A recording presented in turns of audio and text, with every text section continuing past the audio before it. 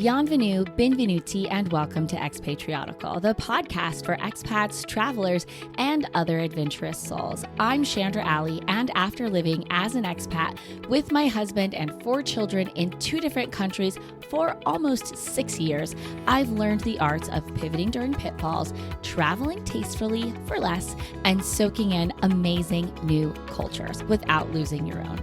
Join me as we dive into the joys and challenges of travel and the expat life in every episode.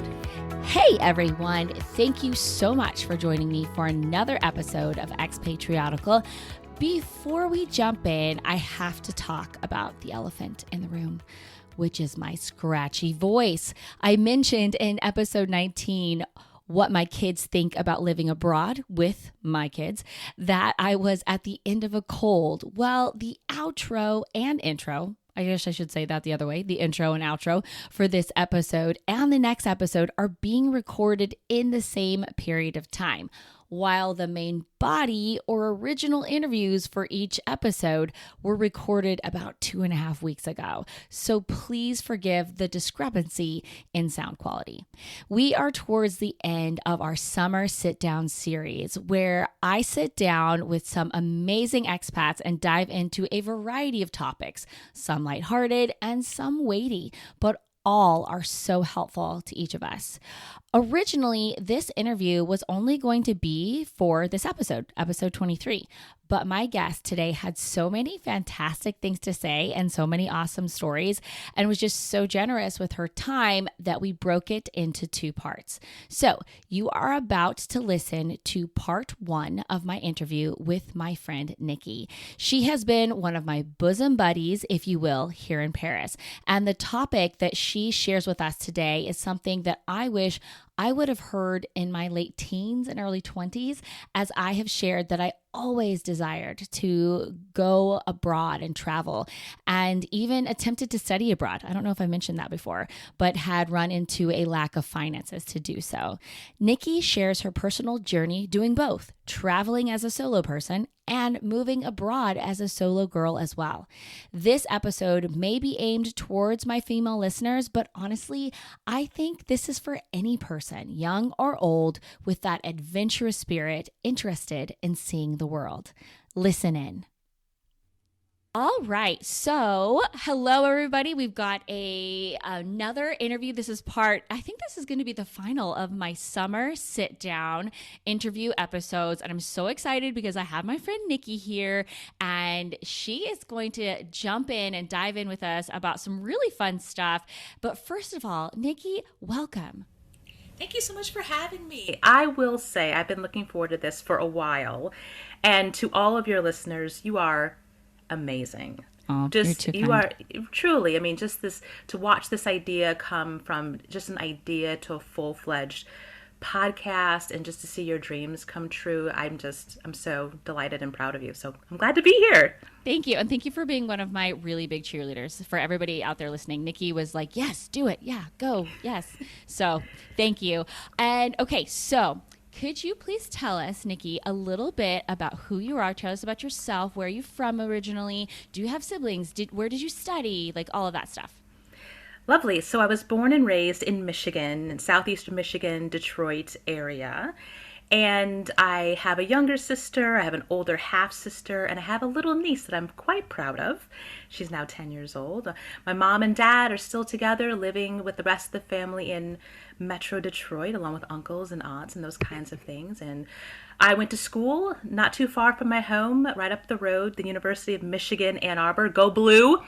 Where I know we'll get into this, but I was a French and political science major because I wanted to be a diplomat. I really wanted to do something abroad, and I moved abroad when I was a junior in college, which we'll get to, came back, graduated, and then moved to Washington, D.C., which was not at all on my radar, but I got a White House internship And so I moved to DC unexpectedly to work in the White House and did the political thing for about 6 years, and then went into consulting and then more consulting. And then now I'm here living in Paris. And in between, I've been to France many times. I got a master's degree from the George Washington University in international affairs. Again, wanted to be a diplomat. I kind of am a diplomat now in some respects, but undergrad, master's, kind of had that. And now I'm a consultant internationally. So that's a bit about me.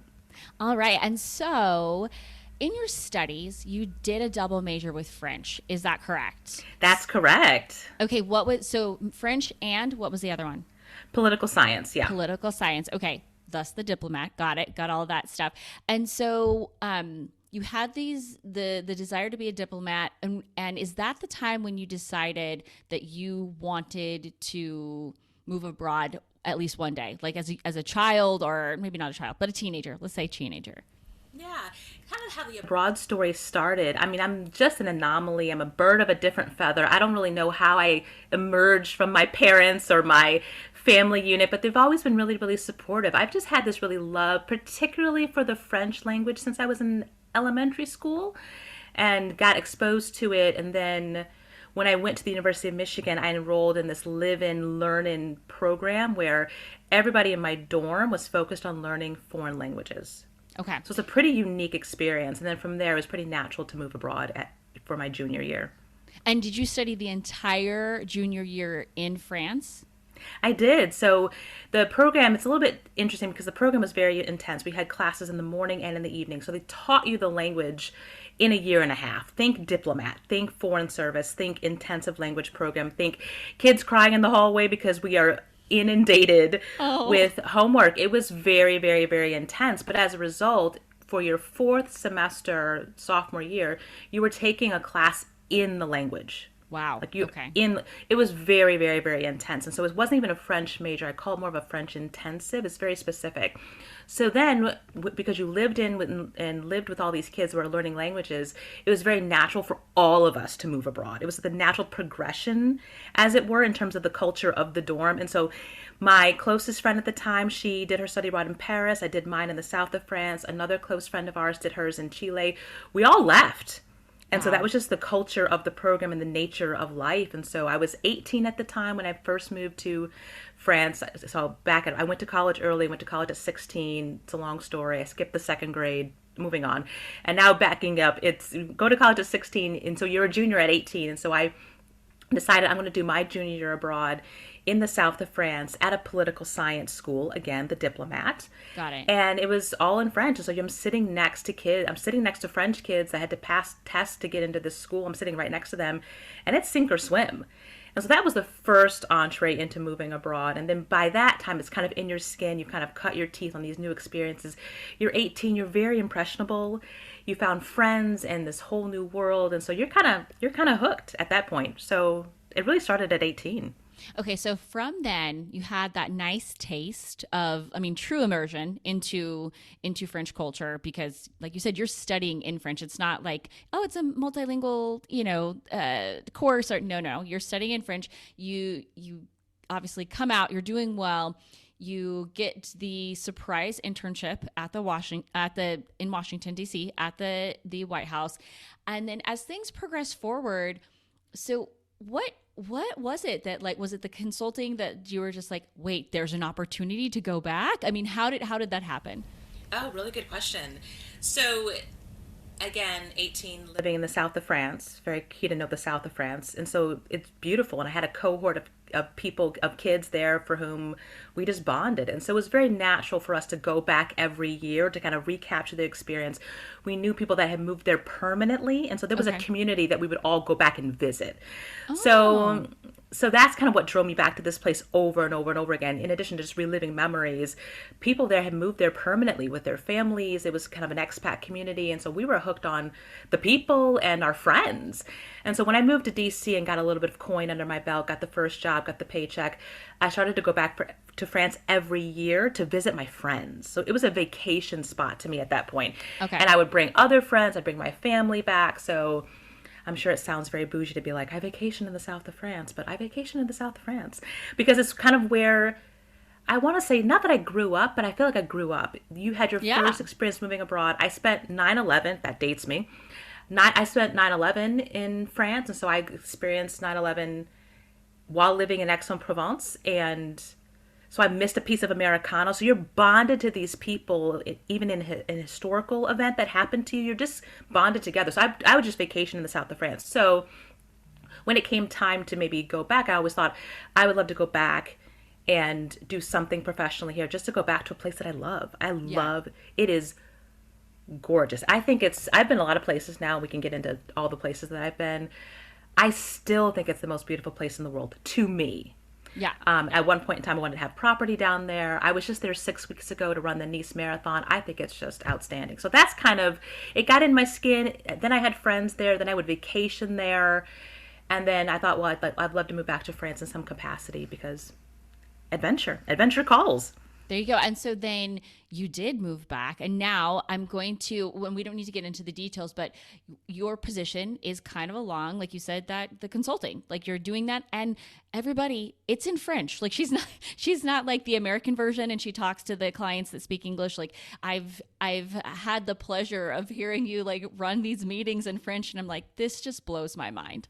Ah, well, thanks. It's a long story for getting there. I think the human mind is really remarkable in that when you're like bathed in a certain age, I think if you get to immersion before the age of 20, it will be with you for the rest of your life. Like I just Okay. think that there's some kind of molecules that change and that you're just changed forever, and there's words that just are locked in and so they become revived. And so when I was looking at moving back to France, and again, this time around, which is where I met you, hi, here in Paris, this is my third time living in France. So Wow. the first time was a student and when I was 18. The second time was when I was a mid-career, getting to be mid-career professional in DC.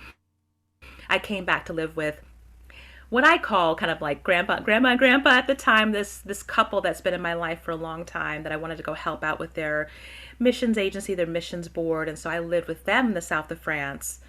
Gorgeous. I mean, we were suffering here, right? But I needed a break from the DC life, and they needed some support, and I had 3 months to give, which we'll get into. So I moved back and helping them, but also getting rest, running on the beach, running on the Mediterranean. So this jaunt in Paris is my third time around living in Paris. I think at this point in time, my family's like, why do you keep moving back to that place? I'm like, I guess I just like it. I don't know. I don't know what's wrong with me. So when I was looking for, and this kind of gets into how it happens, I get a lot of questions from primarily females. Like, how did you do it?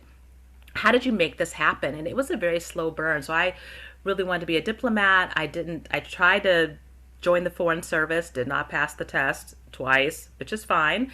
Then I got into the master's degree program. I worked for Peace Corps headquarters, and so I worked for the Peace Corps director and chief of staff, so that my job was international, even though I'm not the one who's doing the boots on the ground.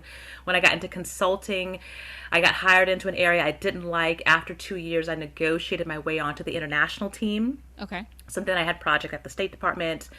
Then I saw that my current company had offices abroad. I thought I would love to join that company because maybe one day I'll get a chance to move back to France because they have offices in France. So it was a very slow burn, Okay. very meticulous. Let's see, I moved to Paris when I was 36. I had this idea to move when I was 18. So this is not something that snap your fingers and happen. It was a lot of trying, it was a lot of waiting, it was a lot of heartbreak.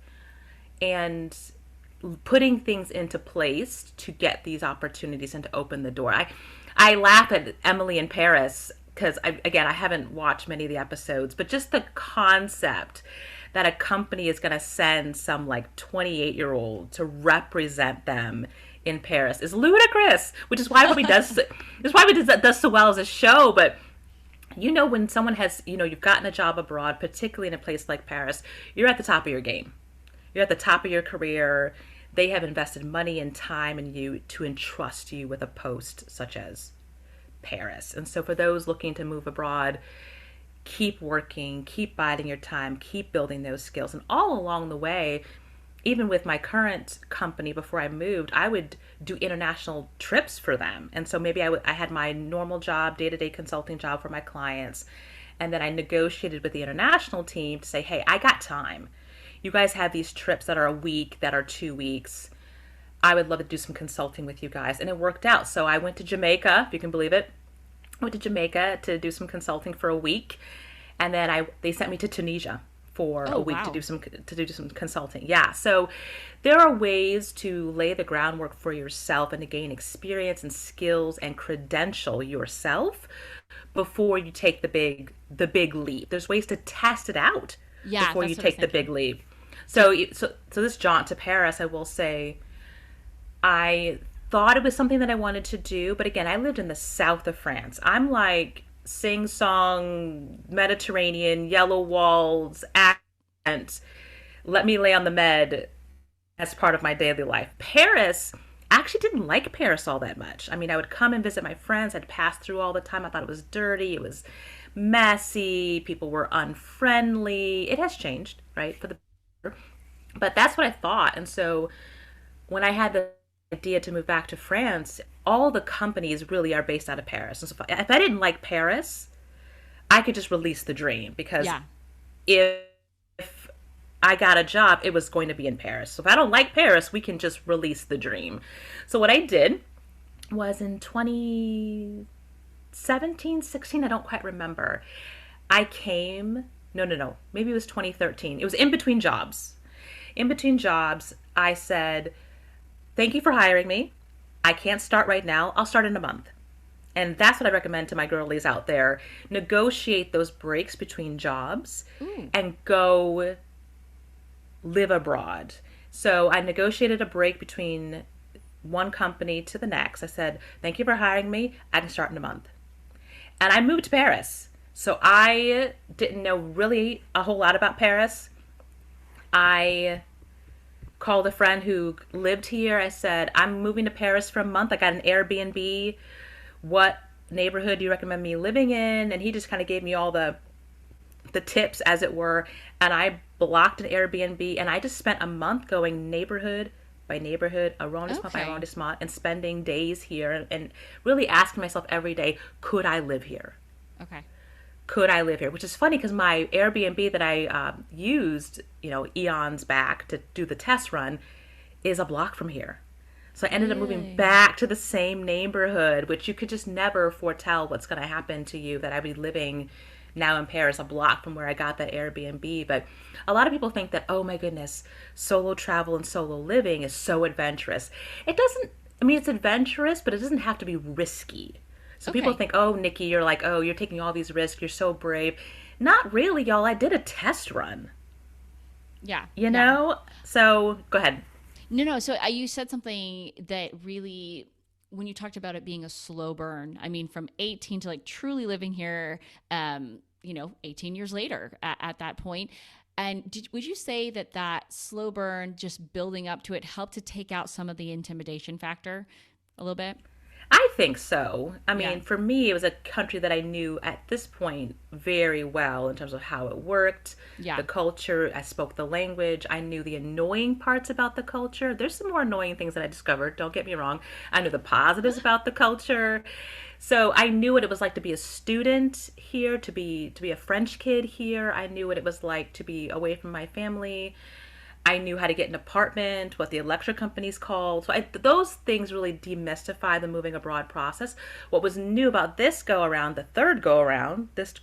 is the work culture, which maybe we'll get into. But that was deeply eye-opening because that was a whole new journey for me. Working in a French company in French culture is very different from being a student. And would you say that might have been one of your biggest challenges, because you had the language, which I would say, and I would think maybe you would agree that definitely helped. When you can go in and you speak the language, it helps. But there's definitely going to be some challenges. Would you say that the work culture was your biggest challenge this time around? Oh my gosh. Yes, the number of phone calls that I've sent home to my friends being like, what is this? Particularly because I was part of the company in DC. Okay. And so it was basically a lift and shift. We sell the same things all around the world. So to join the same practice that I was in DC and to join that practice here in Paris was shocking to me. I'm like, is this the same company? I feel like, it's still the same name on the door, but this is not at all the experience that I've had for the past 6 years at this company. So that was the hardest thing, I think, is the work culture. I'm used to it now. There are some things that are still like annoying or frustrating or positive that I'm like, okay, par for the course. Some things become just background noise. Something you're like, well, but that was definitely the hardest part.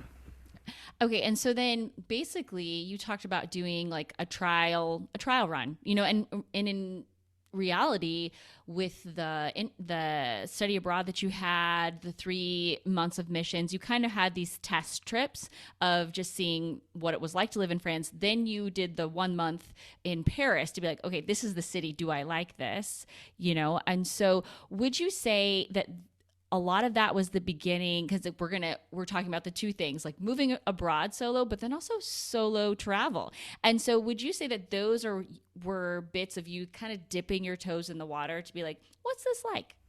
For sure. And that's what I would recommend to my girlies out there who are thinking about moving abroad. There's nothing wrong with the test run.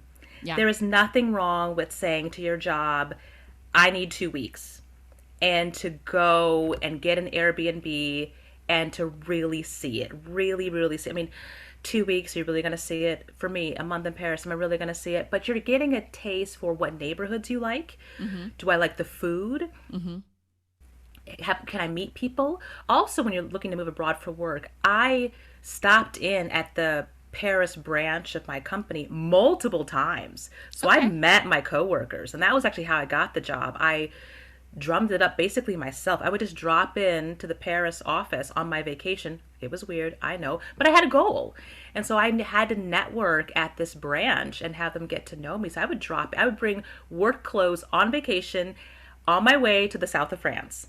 And I would stay a couple days in Paris with friends, and I would go and interview at the company office. And one day they just offered me a job. Amazing.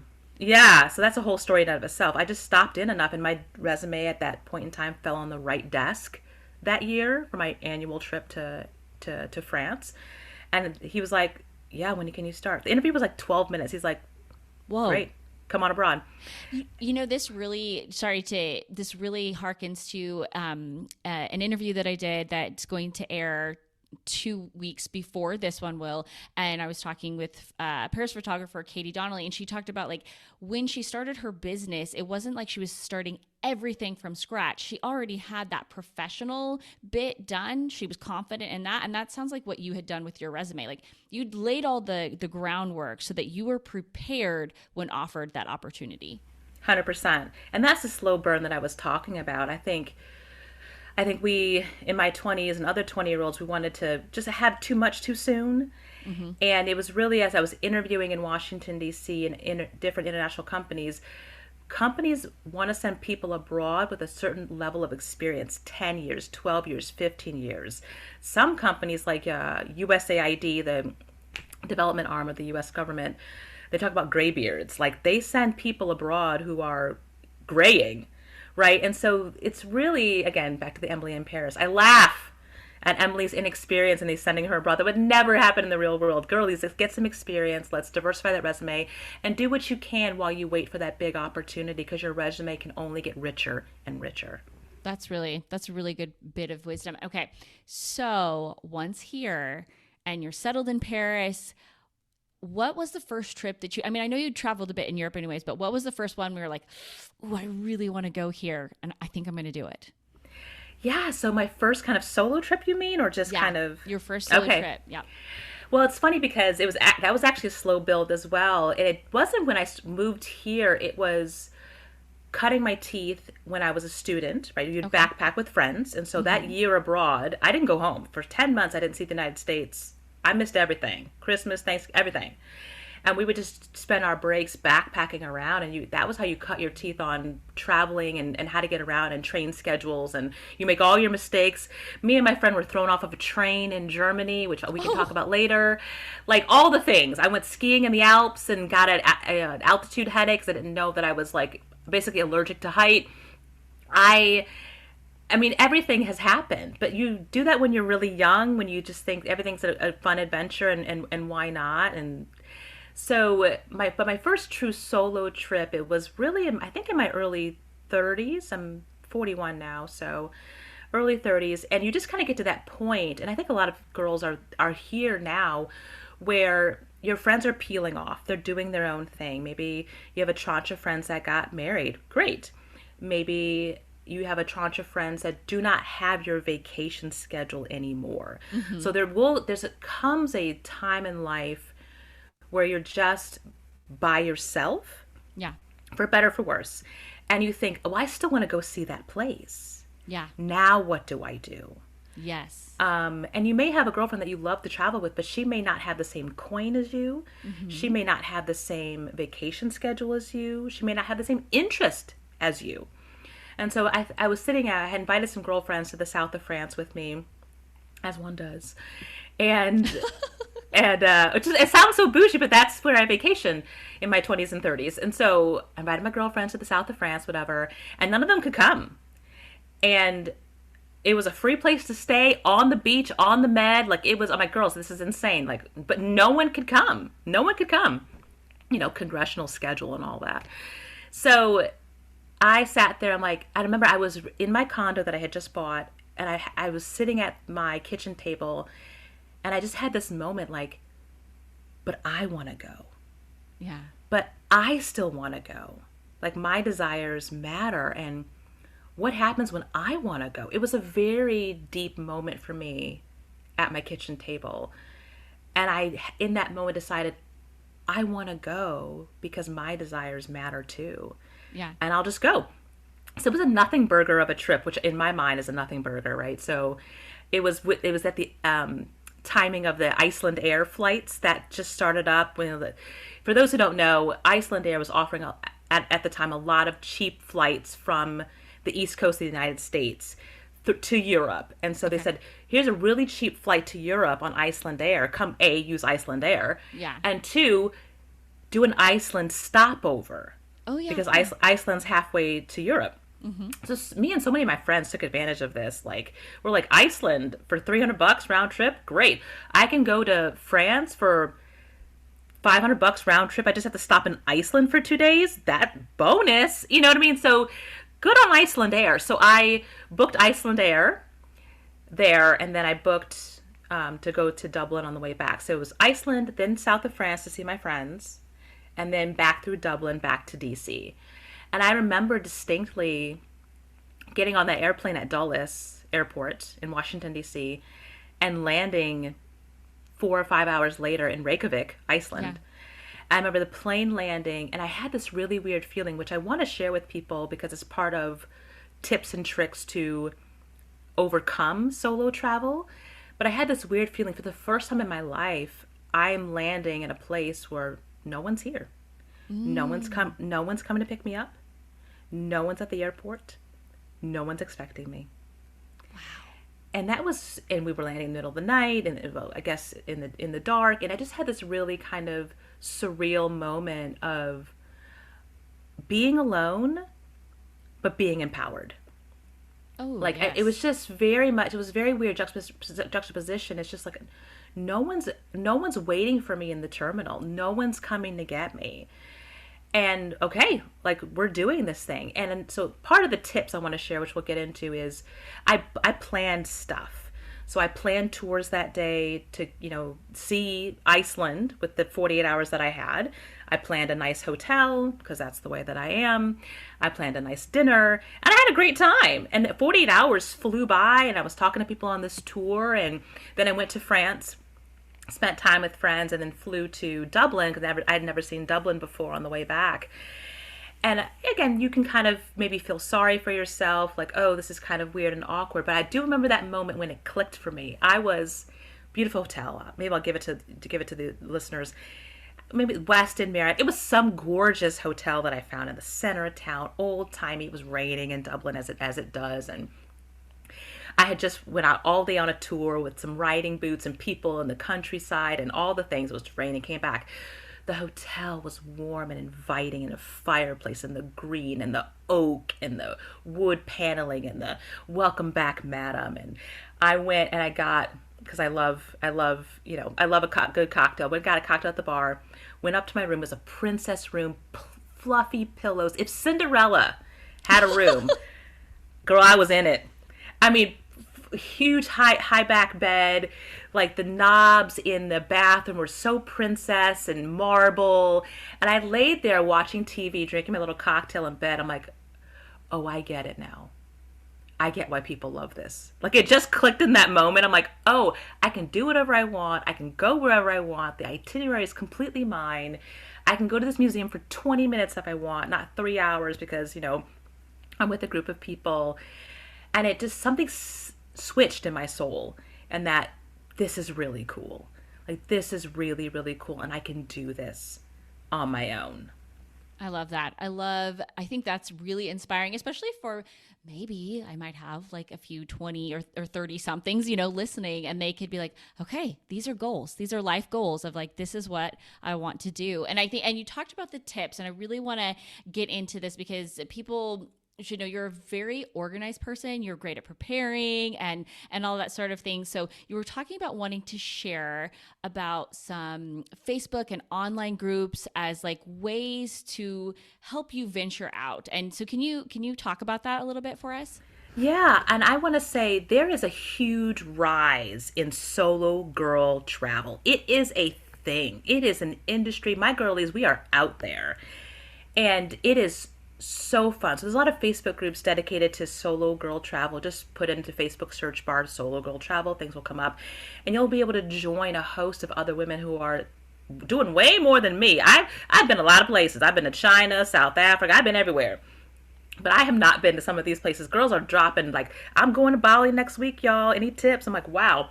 Solo girl travel to Bali, Vietnam. I mean, these women are very inspiring to me. And so it's a great support group for girlies out there to switch, get some tips, etc. Some tips that I would have actually Yes. in terms of solo girl travel that I just got from my friends. Because even when I moved here to Paris at 36, I had some colleagues from DC come through, single girls, and they were doing solo girl travel, Bali, Kenya, Vietnam. And I just looked at them, and I was 36 at the time. I had been a lot of places. I thought myself fairly adventurous, but what they were doing seemed way beyond me. I said to them, I could never do that, or that's amazing. And they're like, yes, you can. And so for me, in terms of crystallizing it, I would crystallize solo girl traveling. You have to really overcome 4 things. Okay. Overcome 4 things. The first thing, look at me getting all consultant. This is what I do. I think in bullet points, forgive me all, is safety. Okay. That's the number one thing as females. Will I be safe? Yes. Number one thing. There's something innate about us as females. We need to feel safe. Like we have to feel safe. And so safety, how do you address the safety issue? And one of the ways to I address the safety issue in a number of different ways. And people may think that I'm lame, and you always want to figure out what are the good areas of town to stay in. If I've never been to that city, I can look online, I can watch Rick Steves. Another trick that I have, hopefully people will not judge me, is I look for the Ritz-Carlton. I Google Ritz-Carlton, and typically any hotel in that 5 or 6 or 8 block radius is going to be in a safe area. You're not going to put a Ritz-Carlton in an unsafe area. In the ghetto. It's not going in Right. It's not. Let me be clear. I'm not staying at the Ritz-Carlton. But my hotel is not too far. And so I'm having a very different vacation. Like I'm not staying in some, outside of town, unsure where it is, 2-star, this looks okay. Like that is just not what I'm doing. I mean, safety is key. I'm also typically in my hotel room by 10 p.m. Okay. That's a good tip. I'm in my hotel. I mean, I'm going to eat dinner at 7. I'm going to eat dinner at 8. I'm probably eating dinner alone with a book or with, a tour person that I just met, or my phone watching videos and enjoying a really nice meal. I'm in my hotel room at 9:30, 10. I mean, there's no reason for me to be out. I'm not meeting anybody. Me hanging out at a bar is not good in terms of just female safety. And so I'm in bed by 10 p.m. solo girl travel. So those are some of the safety tips that I would recommend. Also, the second thing in terms of overcoming, so the first thing is safety. The second thing is loneliness. Will I be lonely? Mm-hmm. And that's a barrier that I had to overcome, that I think other women have to overcome. will I be lonely? Is 3 days enough in Rome, or is it going to be too much where I might get lonely or bored? I think the loneliness is in part solved by tours. And so let's take Munich. I was in Munich this week for work. I extended my time. I just got back from Munich yesterday. I spent yesterday morning and I signed up for a free walking tour. Nice. It was 2.5 hours. I'm with, 12 or 20 other people. I'm being entertained for 2.5 hours. I'm getting safety tips. I know where to go in the city now. I'm getting restaurant tips. And maybe I might break off with, a couple that I met or some people that I met. We might go to lunch afterwards. And so there is a camaraderie on these tours that you book. You don't have to be ever alone on Solo Girl Travel if you don't want to. Book an all-day tour. Book an all-day excursion. So that's overcoming loneliness. That is a piece of it. You are going to be alone sometimes, but maybe not lonely per se. I think the third thing here is, am I okay with seeing this beautiful thing by myself? Okay. So in terms of, wow, I wanted to save Greece for when my husband could come. Or wow, I only wanted to save the Amalfi Coast for when I was married. Like, am I okay with seeing this gorgeous thing, seeing the wonders of the world by myself, if it's just me to take pictures? Yes. And I think me and some girlfriends were talking, and it's like, if I don't go, if I'm waiting on someone to go, if I'm waiting on the friend to get the time off work, if I'm waiting on our schedules to align, if I'm waiting on, a significant other to appear or to have the time, I may just never see it. Yeah. And a lot of us are being like, we just can't wait. We're gone, and I will send you pictures. And I think the fourth thing to overcome is really like other people.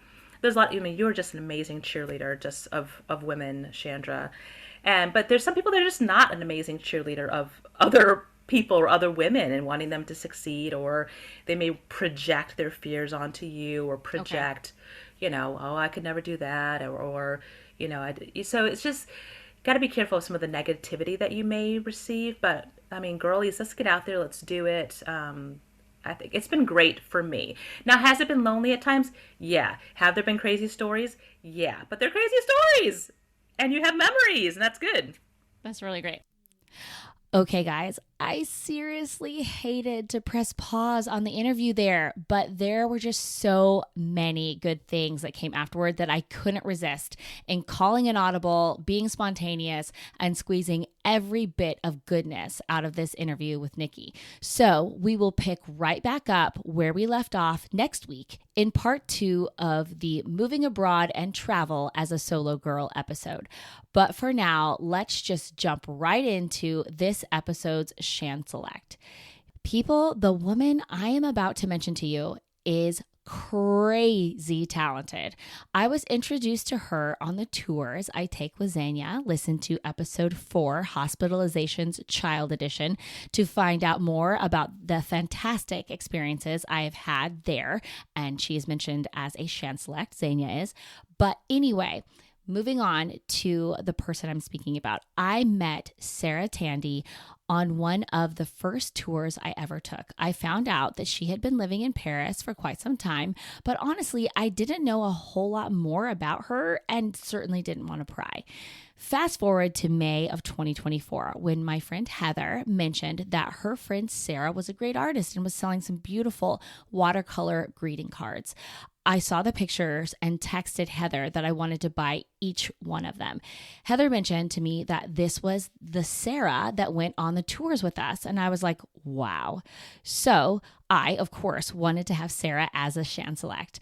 I reached out and asked her permission, and then on the next and final tour of this season, during lunch, we got to talking, and I found out that not only was Sarah an amazing artist, but she had recently retired as a professional dancer. The super legit kind, y'all. Super legit, amazing. But you would never know that, as she is so humble and unassuming. I have spent time browsing her art at Ancora Art, which is the name of her business, Instagram page, and her portraits are incredible. Even Chris, when I showed him her page, said, without me prodding or mentioning it, that we should commission her to do a portrait. So whether you are simply wanting some gorgeous greeting cards or want to commemorate a person or even a beloved family pet, Ancora Art Sarah's company is an amazing way to do that. I will include a link to her Instagram page in the show notes. And as always, I am not an affiliate of Ancora Art, just a really big fan.